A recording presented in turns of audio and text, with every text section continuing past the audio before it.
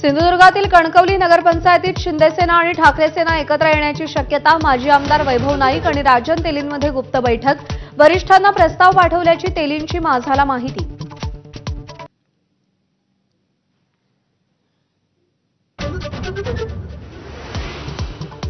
मुंढवा जमीन व्यवहारानंतर उपमुख्यमंत्री अजित पवारांच्या राजीनाम्यासाठी दबाव वाढला। अंबादास दानवे, विजय वडेट्टीवार, एकनाथ खडसे, अंजली दमानियांकडून राजीनाम्याची मागणी। सरकार पार्थ पवारांना पाठीशी घालत असल्याचा आरोप। 1% भागीदारी असलेल्या दिग्विजय पाटलांवर गुन्हा, मात्र 99% भागीदारी असलेल्या पार्थ पवारांवर गुन्हा नाही। मुंढवा पोलिसांच्या अजब कारवाईनं भुवया उंचावल्या।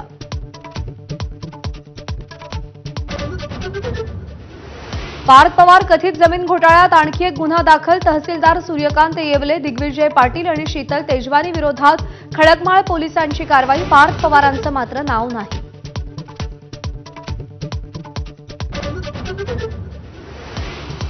मुंब्रा अपघात प्रकरणी अभियंत्यावरील कारवाईमुळे रेल्वे कर्मचाऱ्यांचं आंदोलन। अचानक सुरू झालेल्या लोकलनं रुळावरून जाणाऱ्या प्रवाशांना उडवलं। दोघांचा मृत्यू, 2 जखमी।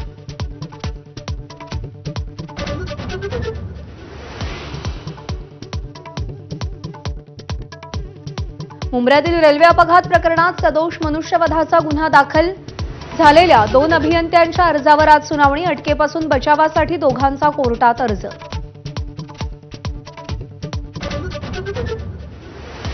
सपा आमदार अबू आझमींच्या घरासमोर भाजप सामूहिक वंदे मातरम गायन करणार। मंत्री मंगलप्रभात लोढाही दाखल। आझमींच्या घराची सुरक्षा वाढवली। भास्कर जाधवांचा मुलगा विक्रांत जाधव यांची रत्नागिरीतील लोटे एमआयडीसीमध्ये दबंगगिरी। शिंदेंच्या युवासेना उपजिल्हा प्रमुखाला शिवीगाळ करत मारहाण, व्हिडिओ व्हायरल। मराठा आंदोलक मनोज जरांगेंना जीवे मारण्याची धमकी, 2.5 कोटींची सुपारी दिल्याची चर्चा। 2 संशयित ताब्यात। सकाळी 11 वाजता जरांगे पत्रकार परिषद घेणार। दिल्लीत इंदिरा गांधी आंतरराष्ट्रीय विमानतळावर तांत्रिक बिघाडामुळे विमानसेवा विस्कळीत। हवाई वाहतूक नियंत्रण कक्षातल्या बिघाडामुळे 100हून अधिक विमानांची उड्डाणं आणि आगमन लांबणीवर। नाशिकच्या लोहशिंगवे गावात बिबट्याच्या हल्ल्यात तरुणाचा मृत्यू। संपूर्ण परिसरात दहशत। तात्काळ बिबट्याचा बंदोबस्त करण्याची मागणी। डोनाल्ड ट्रम्प पुढच्या वर्षी भारत दौऱ्यावर येण्याची शक्यता। मोदींनाच वाटतं मी भारतात यावं, असं ट्रम्प यांचं वक्तव्य। मोदी महान माणूस, असंही कौतुक।